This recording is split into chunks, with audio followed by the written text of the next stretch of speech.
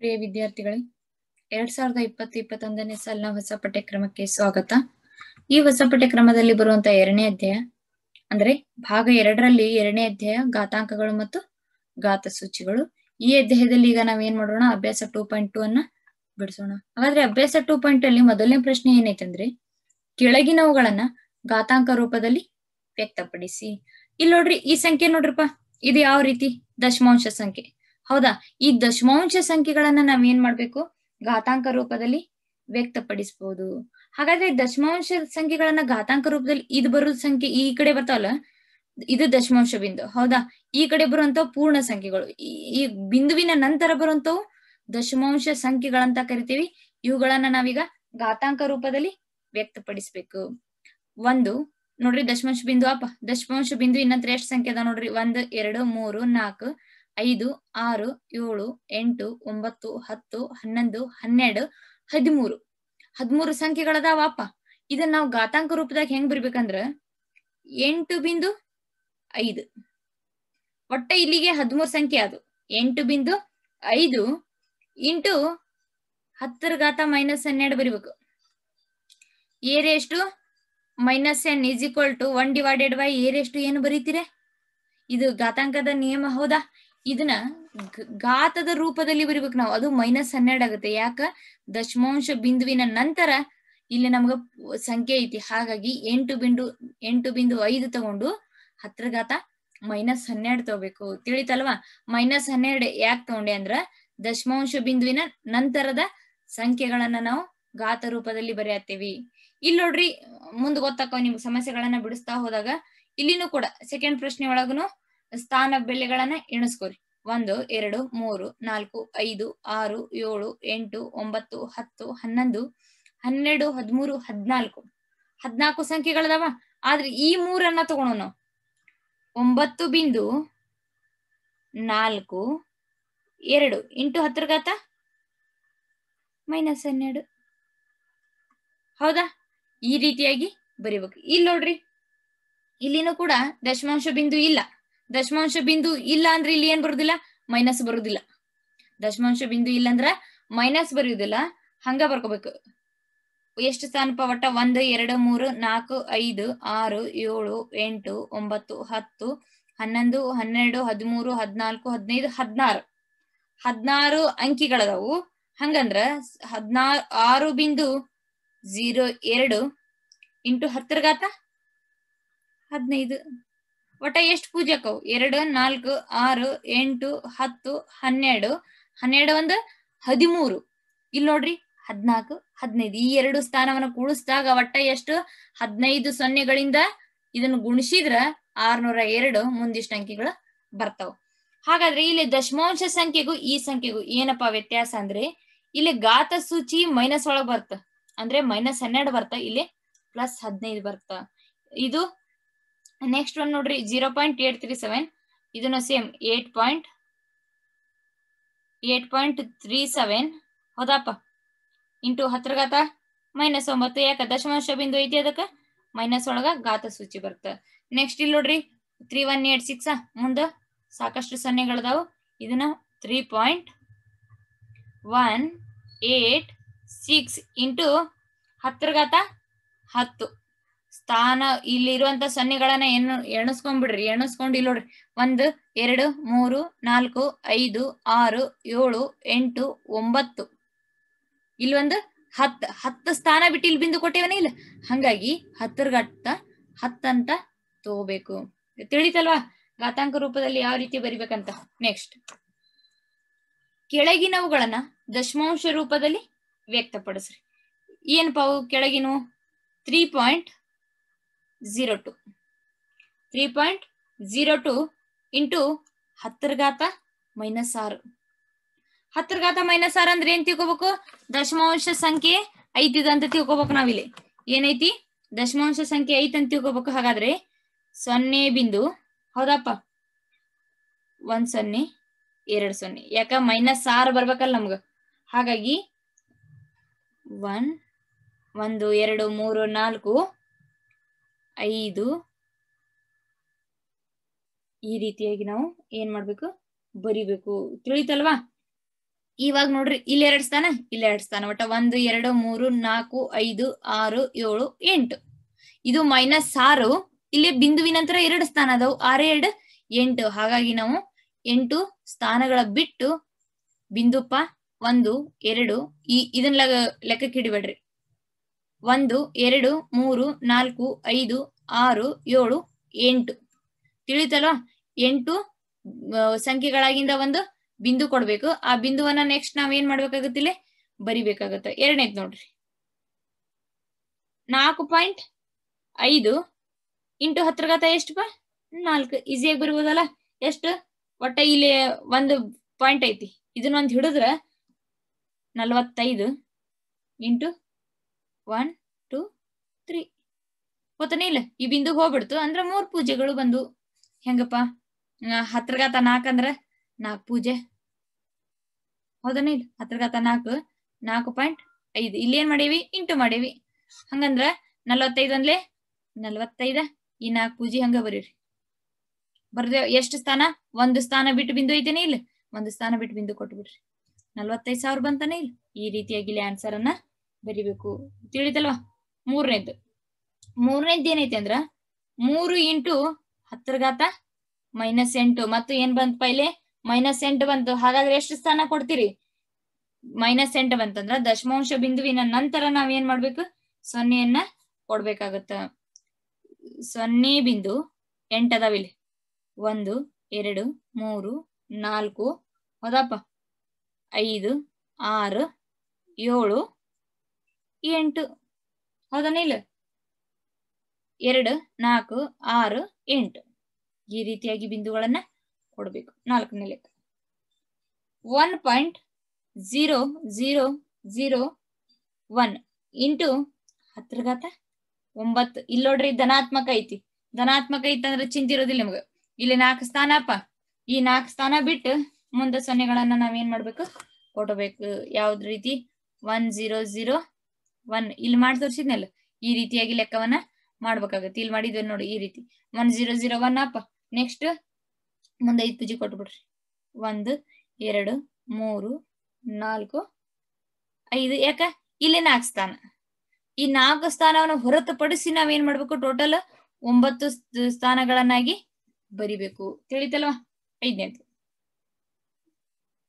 ಏನೈತೆ ಅಂದ್ರ 5.8 5.8 ಇಂಟು 10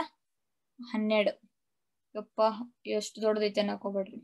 ಈಗ ಇಲ್ಲೊಂದು ಸ್ಥಾನ ತೆಗಿತೇವೆ ಅಂದ್ರ ಒಟ್ಟ ಎಷ್ಟು? 11 ಸೊನ್ನೆಗಳನ್ನ ಕೊಡ್ಬೇಕು. 5 8 ಹೌದಿಲ್ಲ? 1 ಸ್ಥಾನ ಬಿಟ್ವಿ ಅಂದ್ರ 11 12 ಅದಾವ. ಇದ್ರಾಗ 1 ಕಳೆದ್ ಬಿಟ್ರ 11. 1 2 3 4 5 6 7 8 9 10 11 ಮುಗೀತ್ ನೋಡ್ರಿ. ಈ ರೀತಿಯಾಗಿ ಸೊನ್ನೆಗಳನ್ನ ಕೊಡ್ತಾ ಹೋಗ್ಬೇಕು. ತಿಳಿತಲ್ಲ? 6ನೇದ್ ನೋಡ್ರಿ. 6ನೇ ಲೆಕ್ಕ ಏನೈತೆ ಅಂದ್ರ 3.6 1 4 9 2 ಇಂಟು 10 ಎಷ್ಟಪ್ಪ? 10 ಇಲ್ಲೇನೆ ಎಷ್ಟು? 2 4 5 ಅಂಕಿಗಳದಾವು. ಅಂದ್ರ 5 ಸ್ಥಾನ ಬಿಟ್ಟು ಇನ್ನೊಂದ್ 0 ಜಾಸ್ತಿ ಕೊಟ್ಬಿಟ್ರ ಮುಗೀತು. 3 6 1 4 9 2 ಅಪ್ಪ. ಈ ಬಿಂದುವಿನ ನಂತರ ಎಷ್ಟು ಸ್ಥಾನ ಅದಾವಪ್ಪ? ಇಲ್ಲಿ 5 ಸ್ಥಾನ ಅದಾವು. ಹಾಗಾದ್ರೆ 5 ಸೊನ್ನೆಗಳು ಹೋಗ್ಬಿಡ್ತಾವ. ಉಳಿತೆಷ್ಟು? 1 0. ಇಷ್ಟ ನೋಡ್ರಪ್ಪ. ತಿಳಿತಲ್ಲ? ಈಸಿ ಅದಾವ. ನೆಕ್ಸ್ಟ್, ಈ ಕೆಳಗಿನ ಹೇಳಿಕೆಗಳಲ್ಲಿ ಕಂಡುಬರುವ ಸಂಖ್ಯೆಗಳನ್ನು ಸಾಮಾನ್ಯ ರೂಪದಲ್ಲಿ ವ್ಯಕ್ತಪಡಿಸಿ. ಇಲ್ಲಿ ನೋಡ್ರಿ, ಈ ಕೆಳಗಿನ ಸಂಖ್ಯೆಗಳನ್ನ ನಾವೇನ್ ಮಾಡ್ಬೇಕು? ಸಾಮಾನ್ಯ ರೂಪದಾಗ ವ್ಯಕ್ತಪಡಿಸ್ಬೇಕು. ಹಾಗಾದ್ರೆ ಇಲ್ಲಿ ನೋಡ್ರಿ, 1 ಮೈಕ್ರಾನ್. 1 ಮೈಕ್ರಾನ್ ಅಂದ್ರ ಇಲ್ಲಿ ನೋಡ್ರಿ, ಇಲ್ಲಿ ಕೊಟ್ಟಾರ 1/, ಇಷ್ಟು ಮೀಟರ್ಗೆ ಸಮ ಐತೆ ಅಂತ ಹೇಳಿ ಕೊಟ್ರಪ್ಪ. ಇಲ್ಲಿ ಸೊನ್ನೆಗಳು ಎಷ್ಟದ ನೋಡ್ರಿ? 1 2 4 6 ಸೊನ್ನೆಗಳದಾವ. ಇದನ್ನ ಹೆಂಗ್ ಬರಿತೀರಿ? 1/10 ಬರೀತೀರಿ. ಯಾಕಪ್ಪ? ಇಲ್ಲಿ ಎಷ್ಟು? 6 ಸೊನ್ನೆಗಳದಾವ. ಹಾಗಾಗಿ 10 ಹಾಗಾದ್ರೆ ಇದನ್ನ ಯಾವ ರೀತಿ ಬರಿಬೇಕು? 1 ಇಂಟು 10 ಮೇಲ್ಗಡೆ ಹೋದ್ರೆ ಏನಾಗತ್ತಪ್ಪ? ಅದು -6 ಆಗತ್ತ. +6 ಐತೆ. ಇಲ್ಲಿ ಬಂದ್ರೆ -6 ಆಗುತ್ತೆ. 1 ಮೈಕ್ರಾನ್ ಅಂದ್ರ 1 ಡಿವೈಡೆಡ್ ಬೈ 10 ಲಕ್ಷ ಮೀಟರ್ಗೆ ಸಮವಾಗೈತಿ ಅಂದಾರ ಅವ್ರು. ಹಾಗಾದ್ರೆ 1 ಇಂಟು 10⁻⁻6 ಮೀಟರ್ ಅಂತ ಬರಿಬೇಕು. ತಿಳಿತಲ್ವಾ? ಯಾವ ರೀತಿ ಇಲ್ಲಿ ಕೆಳಗೆ ಎಷ್ಟು ಸೊನ್ನೆಗಳದಾವ್ ನೋಡ್ಬೇಕಪ್ಪ, ಅದನ್ನ ಘಾತ ರೂಪದಾಗ ಬರಿಬೇಕು. ಆ ಘಾತ ರೂಪದಾಗ ಇದು ಘಾತ ಪ್ಲಸ್ 10⁻6 ಐತೆ, ಇದು ಮ್ಯಾಗ ಹೋತಂದ್ರೆ ಏನಾಗತ್ತಪ್ಪ 10⁻⁻6 ಆಗತ್ತ. ಹಾಗಾಗಿ 1 ಇಂಟು 10⁻⁻6 ಮೀಟರ್ ಅಂತ ಬರಿಬೇಕು. ತಿಳಿತಲ್ವಾ? ನೆಕ್ಸ್ಟ್ ನೋಡ್ರಿ, ಒಂದು ಎಲೆಕ್ಟ್ರಾನ್ ವಿದ್ಯುತ್ತಾವೇಶ ಕೊಟ್ರ. ಯಪ್ಪ ಎಷ್ಟು ದೊಡ್ಡದೈತಲ್ಲ. ಒಂದು ಎಲೆಕ್ಟ್ರಾನ್ ಏನಪ್ಪಾ ಇದು ವಿದ್ಯುತ್ತಾವೇಶ. ಇದು ಎದ್ರೊಳಗ ಐತಪ್ಪ, ಕೂಲಂಬ್ ಒಳಗೈತಿ. ಇದನ್ನ ನಾವ್ ಏನ್ ಮಾಡ್ಬೇಕು? ಸಾಮಾನ್ಯ ರೂಪದಾಗ ಬರಿಬೇಕು. ಹಾಗಾದ್ರೆ ಏನ್ ಮಾಡ್ರಿ, 1.6 ತಗೊಂಡ್ಬಿಡುನ್ರಿ. ಇಲ್ಲಿ 16 ಐತೆ ಅಪ್ಪ, ಇದನ್ನ 1.6 ತಗೊಂಡ್ರಿ. 3 3 6 6 3 9 9 3 12 12 3 15 15 3 18. ಹೌದಾ? ಒಟ್ಟ ಎಷ್ಟು ಸೊನ್ನೆಗಳದಾವ್ ನೋಡ್ರಿ, ಅವ್ನ ನೆನೆಸ್ಕೋಬೇಕಾ? ಈಗ ಇಲ್ಲಿ ಒಂದು ತಗೊಂಡ್ಬಿಟ್ಟಿವಿ, 18 ಅಕ್ಕವ. ಇದು 18, ಇಲ್ಲಿ ಒಂದು ಬಿಂದು ತಗೊಂಡಿವಲ್ಲ, ಇದೊಂದು 19 ಆಗುತ್ತೆ. ಹಾಗಾದ್ರೆ 1.6 ಇಂಟು 10⁻⁻19 ಅಂತ ಬರೀಬೇಕು. ಎಷ್ಟು? -19. ಇಲ್ಲಿ ನೋಡ್ರಿ, 1 1 2 3 4 5 6 7 8 9 10 11 12 13 14 15 16 17 18 19. ಹೌದಾ? ಇಲ್ಲಿ 1 ಬಿಂದು 6 ಮಾಡ್ಕೊಂಡ್ವಿ. ಹಾಗಾಗಿ ಇಂಟು 10⁻⁻19 ಎದ್ರೊಳಗೈತಿ? ಇದು ಕೂಲಂಬ್ ಒಳಗೈತಿ. ಹಾಗಾದ್ರೆ ಕೂಲಂಬ್ ಅಂತ ಕೊಡ್ಬೇಕು. ತಿಳಿತಲ್ವಾ? 1.6 ಇಂಟು 10⁻⁻19 ಅಂತ ಓದ್ಬೇಕು. ಇದನ್ನ ಯಾವ ರೀತಿ? 1.6 ಇಂಟು 10⁻⁻19 ಕೂಲಂಬ್ ಅಂತ ಓದ್ಬೇಕು. ಕನ್ನಡ ಒಳಗ 1.6 ಗುಂಡ್ಲೆ 10⁻⁻19 ಅಂತ ಓದ್ಬೇಕು. ನೆಕ್ಸ್ಟ್, ಒಂದು ಬ್ಯಾಕ್ಟೀರಿಯಾದ ಗಾತ್ರ 0.00005 ಮೀಟರ್ ಆಗಿದೆ. ಹಂಗಂದ್ರ ಅದನ್ನ ನಾವೇನ್ ಮಾಡ್ಬೇಕು? ಸಾಮಾನ್ಯ ರೂಪಕ್ಕೆ ಬರಿಬೇಕು. ಹೆಂಗ? ಇಲ್ಲೇ 5 ಐತಿ ಅಪ್ಪ, 5 ಇಂಟು ಅಲ್ಲೇ ಹಿಂದ 16 ಇತ್ತು, ಅದಕ್ಕ 1.6 ಅಂತ ತಗೊಂಡ್ವಿ. ಇಲ್ಲಿ ಬರೀ 5 ಐತಿ. ಹಾಗಾಗಿ 5 ಇಂಟು 10⁻⁻7 1 2 3 4 5 6 7. ಹೌದಾ? 5 ಇಂಟು 10⁻⁻7 ಮೀಟರ್ ಅಂತ ಬರಿಬೇಕು. ತಿಳಿತಲ್ವ? ನೆಕ್ಸ್ಟ್, ಒಂದು ಸಸ್ಯ ಜೀವಕೋಶದ ಗಾತ್ರ. ಒಂದು ಸಸ್ಯ ಜೀವಕೋಶ ಗೊತ್ತಲ್ಲ, ವಿಜ್ಞಾನದಾಗ ಬರ್ತೈತಿ ಸಸ್ಯ ಜೀವಕೋಶ ಮತ್ತು ಪ್ರಾಣಿ ಜೀವಕೋಶ. ಆ ವಿಜ್ಞಾನದಲ್ಲಿ ಬರುವಂತ ಸಸ್ಯ ಜೀವಕೋಶ ಮತ್ತು ಪ್ರಾಣಿ ಜೀವಕೋಶದಾಗ ಇಲ್ಲಿ ಬರೀ ಎದರದ ಜೀವಕೋಶದ ಗಾತ್ರ ಕೊಟ್ರ? ಸಸ್ಯ ಜೀವಕೋಶದ ಗಾತ್ರ ಕೊಟ್ರ. ಹಾಗಾದ್ರೆ ಆ ಸಸ್ಯ ಜೀವಕೋಶದ ಗಾತ್ರ ಎಷ್ಟೈತಿ ನೋಡ್ರಿಪ್ಪ? 0.00001275 ಮೀಟರ್ ಆಗೈತಿ ಅದು. ಹೌದಾ? ಹಾಗಾದ್ರೆ ಇದನ್ನ ಏನ್ ಮಾಡೋಣ್ರಿಪ್ಪ ನಾವು? ಸಾಮಾನ್ಯ ರೂಪದಾಗ ಬರೀನ. ನಿಮ್ಗೆಲ್ಲ ಗೊತ್ತಿದ್ದಂಗೆ ಇಲ್ಲಿ 5 ಇತ್ತಪ್ಪ, 5 ಇಂಟು 10⁻⁻7 ತಗೊಂಡು ಇಲ್ಲೇನೈತಪ್ಪ 1 2 7 5 ಐತೆ. ಇದನ್ನ ಏನ್ ಮಾಡೋಣ್ರಿ? 1.2 7 5 ಇಂಟು 10 ಎಷ್ಟಾಗತ್ತಪ್ಪ? 1 2 3 4. ಇಲ್ಲಿ ಬಿಂದು ಕೊಡ್ತೇವಿಲ್ಲ, ಅಂದ್ರ 5 ಆಗತ್ತ. 10⁻⁻5 ಮೀಟರ್ ಅಂತ ಬರ್ಬೋದು. ಇನ್ನೊಂದು ಡೌಟ್ ಬರುತ್ತೆ ನಿಮ್ಗೆ, ಇಲ್ಲಿ ಕೊಟ್ವಿ -5 ಆತ. ಇದನ್ನ ಬಿಂದು 12.75 ಮಾಡಿದ್ರೆ ಎಷ್ಟ್ ಆಗ್ಬಹುದು ಅಂತ ನಿಮ್ಗೆ ಡೌಟ್ ಬರ್ಬೋದು.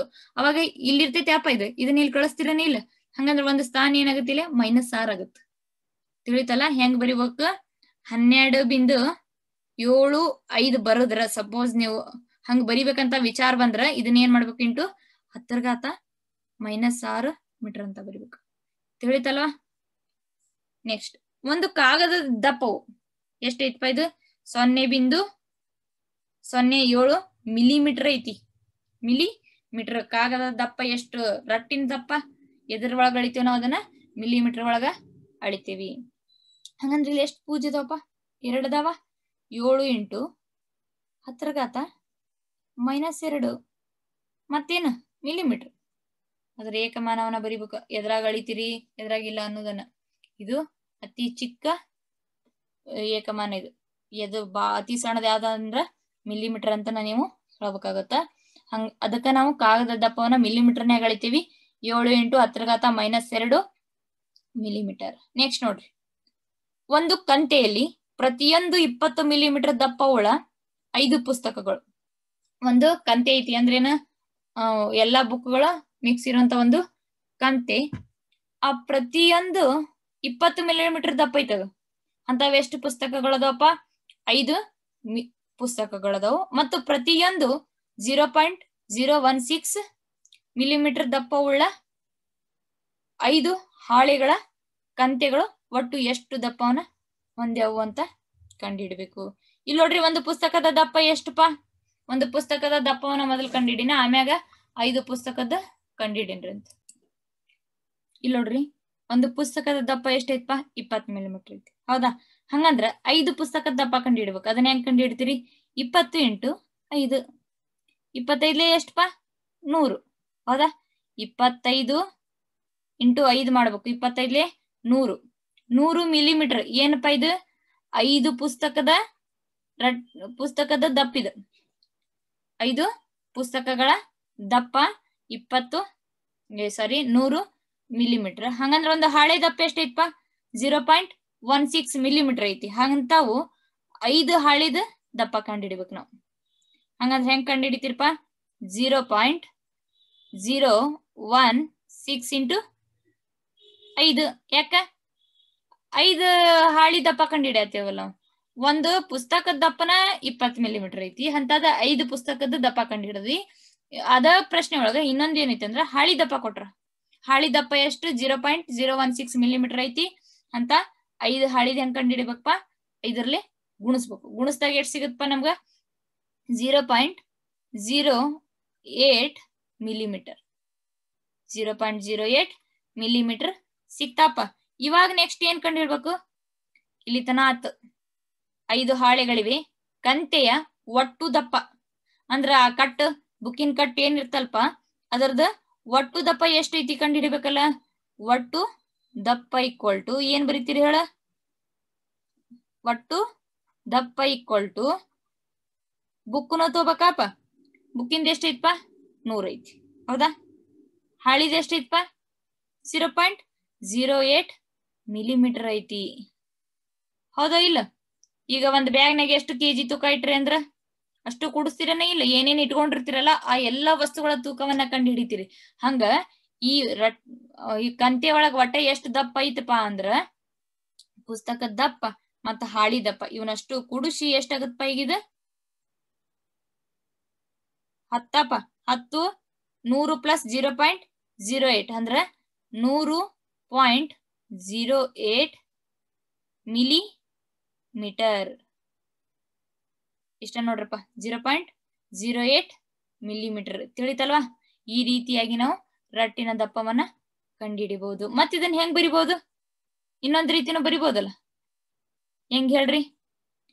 1.008 ಏನ ಈ ಬಿಂದುವನ್ನ ಇಲ್ಲಿ ತಗೊಂಬಂದೆ ನಾನು. ಹೌದಾ? Into 10⁻² millimetre. ಹೆಂಗ್ ಹೇಳ್ರಿಪ್ಪ? ಇಲ್ಲಿ 2 ಸ್ಥಾನವನ್ನ ಈ ಕಡೆ ತಗೊಂಡೆ, ಹಂಗಾಗಿ ಇಂಟು 10⁻² ಮಾಡಿದೆ. ಈ ರೀತಿಯಾಗಿ ಸಮಸ್ಯೆಗಳನ್ನ ನಾವ್ ಏನ್ ಮಾಡ್ಬೇಕು? ಬಿಡಿಸ್ಬೇಕು.